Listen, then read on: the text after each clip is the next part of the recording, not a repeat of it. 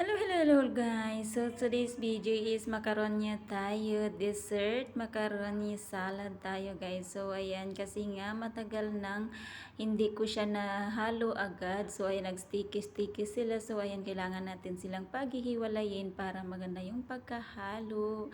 So ayan guys, yung mga gamit natin, yung mga ingredients, ayan yung cream natin. Mayroon tayong tatlong Jersey all-purpose cream at saka syempre meron din tayong mayonnaise, Jersey condensada creamer guys, yung pampalasa. Syempre of course meron din tayong Kraft cheese.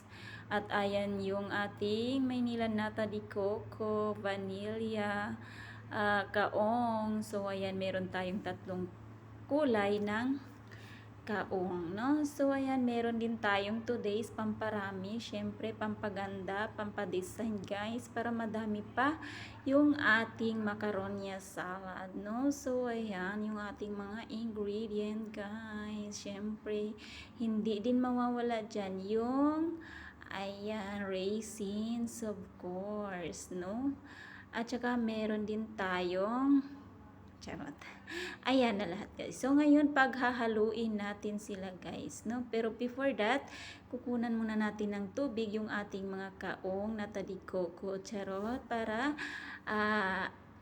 masarap. So ayan, at paghahaluin na nga natin guys. So ayan, halo pa more. Ilagay natin yung lahat ng mga ingredients. So ayan, creamer, condensed creamer, all purpose na yung gihalo. Syempre, kondensada na rin syempre guys. No, di ba yummy yarn? Charot. Hindi na ako makapaghintay na kainin yan guys. So yummy yan siya guys. Kasi nga kompleto yung ating mga ingredients. So ayan, ihalo na natin yung nata de coco natin guys. No, di ba yummy sila.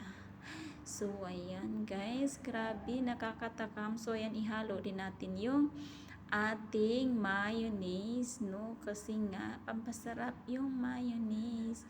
Hindi dapat mawawala si mayonnaise, no? Ang importante lang naman dyan sa macaroni salad na yan is yung mayonnaise at saka yung kondensada, yun talaga yung center of uh, taste niya, center of taste, yung pampalasa talaga sa guys. So, ayan na yung ating raisin. So, kasi nahalo na ang lahat guys, nalagay ng lahat ng ingredients. So, pag halo-haluin natin, wow, yummy guys. Nakakatakam ang ating macaroni salad. Wow, yummy.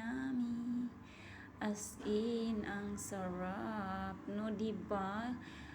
Itsura pa lang guys, nakakatakam na siya. Ayan, yummy. So, pwede na natin siyang ilagay sa ating ref, no? Para lumamig, para masarap siya kainin. So, ayan yung dessert natin for today's, no? Macaroni salad. So, yun lamang guys. Thank you for watching.